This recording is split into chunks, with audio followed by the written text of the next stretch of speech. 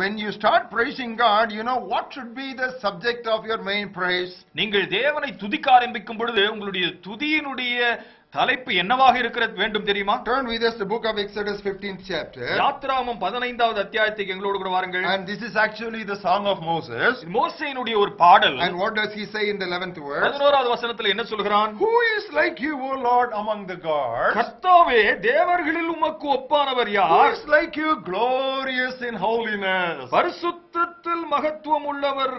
And fearful in praises. துதிகளில் பயப்படத்தக்கவரும். And doing wonders. அற்புதங்களை செய்கிறவருமாக. What comes first? முதலாவது என்ன வருகிறது? Miracles don't come first, or wonders do not come first. அற்புதங்களும் அதிசயங்களும் முதலாவது வருவதில்லை. Glorious in holiness. பரிசுத்தத்தில் மகத்துவம் உள்ளவர். All the other things are secondary. மற்ற காரியங்கள் எல்லாம் அதை தொடர்ந்து தான் வர வேண்டும். Beloved, we should set our priorities right if we want to get the full blessing of God's revelation through His word. அவருடைய வார்த்தையின் மூலமாக நாம் சரியான வெளிப்பாடை பெற்றுக்கொள்ள வேண்டும் என்று சொன்னால் நாம் காரியங்களை சரியாக முதன்மைப்படுத்த வேண்டும். And we should also, if when we are the children of God, we are believers, we should never feel proud of our repentance, looking at those who have not yet repented. நாம் தேவனுடைய பிள்ளைகளாய் இருக்கிற பொழுது நம்முடைய மனம் திரும்புதலை எண்ணி மனம் திரும்பாதவர்களை பார்க்கும் பொழுது எவ்விதத்திலும் நம்மை பற்றி பெருமை பாராட்டிக் கொள்ளக்கூடாது. You know why? ஏன் தெரியுமா? Repentance is not by ourselves. மனம் திரும்புதல் நம்மாலே ஆன ஒரு காரியம் அல்ல. Even repentance is a gift from God. மனம் திரும்புதலே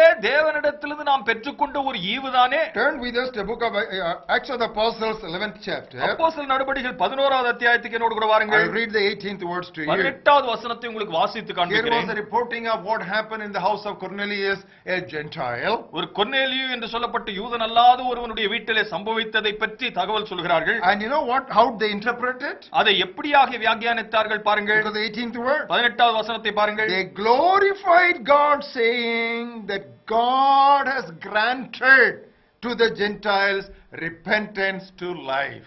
மனம் திரும்புதலை தேவன் புறஜாதியாருக்கும் அருளிச் செய்தார் என்று சொல்லி தேவனை மகிமைப்படுத்தினார்கள். So who granted repentance to the Gentiles? ஆகவே இந்த புறஜாதி மக்களுக்கு மனம் திரும்புதலை யார் அருளிச் செய்தது?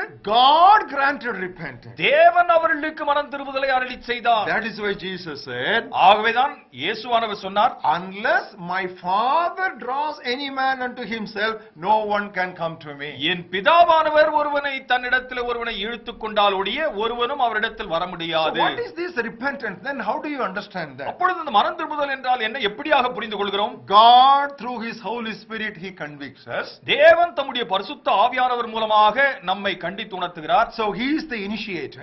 ஆகவே அவர்தான் அதை துவக்குகிறார். And our response, if it is positive, that is what repentance is. நம்முடைய மறு உத்தரவானது சாதகமாக இருக்குமேயானால் அதுதான் மனம் திரும்புதல். So we should never boast of our repentance on the face of those who have not repented so far. ஆகவே இதுவரையிலும் மனம் திரும்பாதவர்களை பார்க்கிற வேளையே நாம் அவர்களை பார்த்து நாம் ஏதோ சிறந்தவர்கள் என்று பெருமை பாராட்டவே கூடாது. At this moment I remember what happened once in the ministry of John Wesley. John Wesley என்கிற தேவ ஊழியக்காரருடைய வாழ்விலே நடந்த ஒரு சம்பவம் இந்த நேரத்தில் எனக்கு ஞாபகம் வருகிறது. One day he was going with his associates to preach in a convention. ஒரு சமயம் தன்னோடு கூட இணைந்து ஊழியம் செய்கிறவர்களோடு கூட ஒரு கூட்டத்துக்கு கடந்து போய் கொண்டிருக்கிறார். And as he was going, suddenly he stopped in the middle of the road. போய் கொண்டிருக்கிற வேளையில் திடீரென்று சாலையிலே நிற்கிறார்.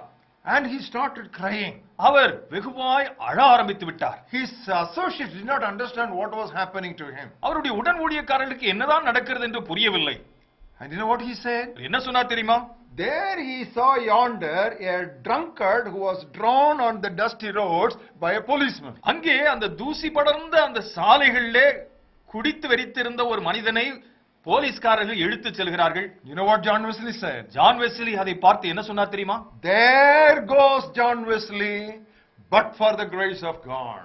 தேவனுடைய கிருபை மட்டும் இல்லாதிருந்தால் அதுதான் ஜான் வெஸ்லியாக இருந்திருக்கும். We want to make that statement again because it is a classic statement of history. அது சரித்திரத்தில் இடம்பெற்றிருக்கிற அற்புத சொற்களிலே மிகவும் அருமையான ஒரு கூற்று. ஆகவே மீண்டுமாய் சொல்கிறேன். There goes John Wesley, but for the grace of God.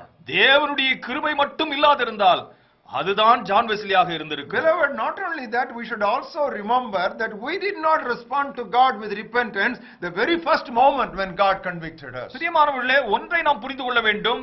தேவன் நம்மை உணர்த்தின உடனேயே முதல் எடுப்பிலேயே நாம் மனம் திரும்பி விடவில்லையே. Most of us took many long years before saying yes to the call of God. நம்மிலே அநேகர் ஆண்டவர் நம்மை அழைத்து பல ஆண்டுகள் கழித்துதானே அவருக்கு மறு உத்தரவு அறிவித்திருக்கிறோம். We almost exhausted his patience, beloved. அவருடைய பொறுமையே ஏறக்குறைய நாம் இழக்கரிக்க செய்து To விட்டோம். the extent God began to say, whole day I am stretching forth my hand to a people of disobedience. கீழ்ப்படியாமையின் ஜனங்களுக்கு நேராய் நாள் முழுவதும் என் கரங்களை விரித்திருக்கிறேனே என்ற கூற்றை அவர் சொல்ல வேண்டியதாயிற்று. That is why even in the time of Noah, you know what the Bible says? God said, my spirit shall not always strive with man. ஆகவேதான் நோவாவின் காலத்திலேயே ஆண்டவர் என்ன சொன்னார் தெரியுமா?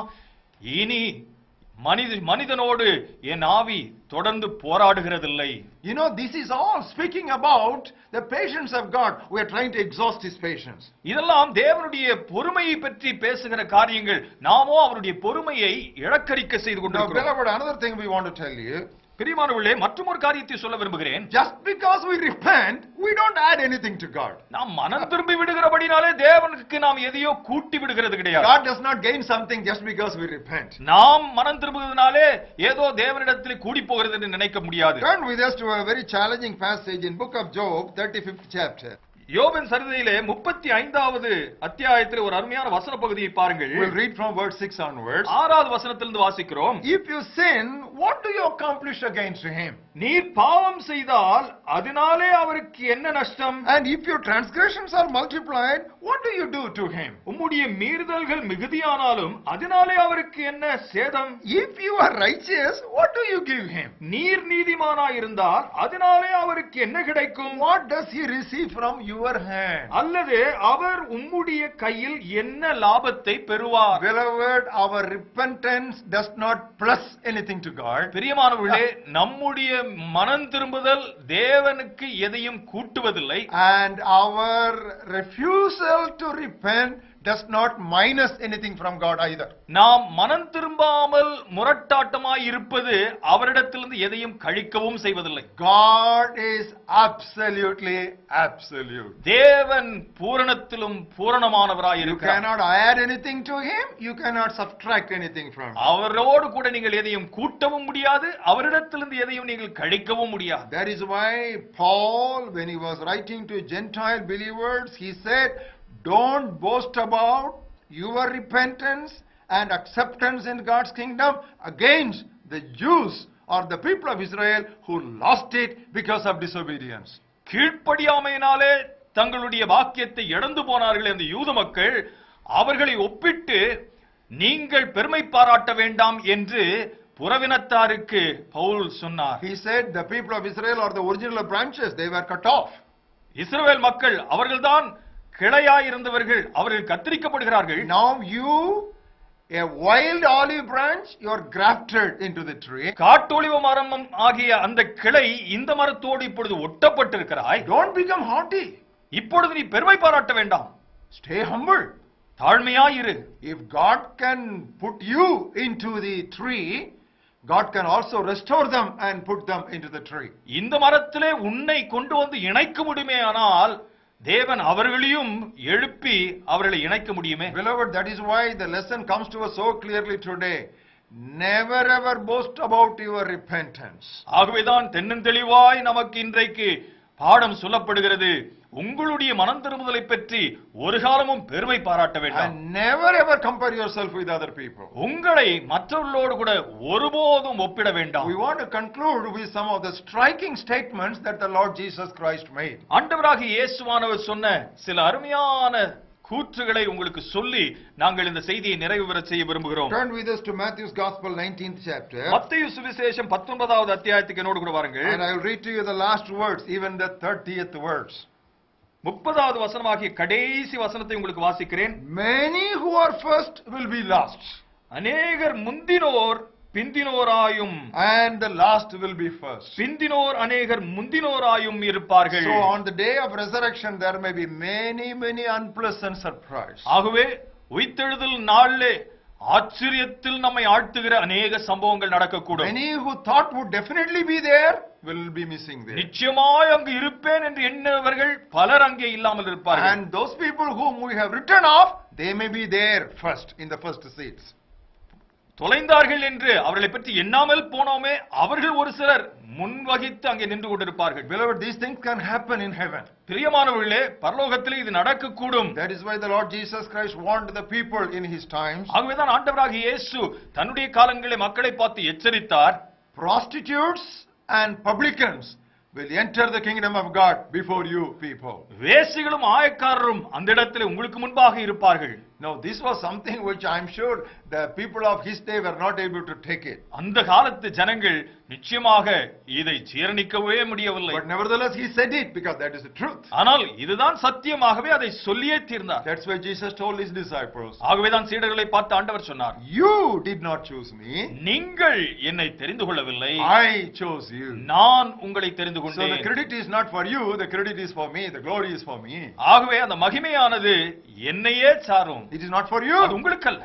And John, the beloved apostle, in his writings, you know what he said? He first loved us. யோவானாகிய நேசமான சீடன் என்ன சொல்கிறான் தெரியுமா? அவன் எழுதும் பொழுது சொல்கிறான், அவர் முதலாவது நம்மில் அன்பு கூர்ந்தார். We did not love him first. நாம் முதலாவது அவரை அன்பு கூறவில்லை, He loved us first. அவரே ஆதியில் நமக்கு அன்பு கூர்ந்தவராய் So if we இருக்கிறார். are saved, we cannot boast of our salvation. ஆகவே நாம் ரட்சிக்கப்பட்டிருந்தால் நம்முடைய ரட்சிப்பை பற்றி நாம் மேன்மை பாராட்ட If we have முடியாது. repented, we cannot boast of our repentance. மனம் திரும்பி இருந்தால் அதை பற்றியும் நான் மேன்மை பாராட்ட முடியாது. Anytime we want to compare ourselves with anything, that has to be only with God's holiness. நாம் ஏதாவது ஒரு காரியத்தில் நம்மை ஒப்பிட்டு பார்க்க வேண்டும் என்று சொன்னால் அது தேவனுடைய பரிசுத்தத்தோடு மாத்திரமே இருக்க வேண்டும். Never ever we should compare ourselves with other people. மற்றவர்களோடு நம்மை ஒருபோதும் ஒப்பிட்டு பார்க்கவே கூடாது. How not to repent? எப்படி மனம் திரும்ப கூடாது? Do not compare yourself with others. மற்றவர்களோடு உங்களை ஒப்பிடக்கூடாது.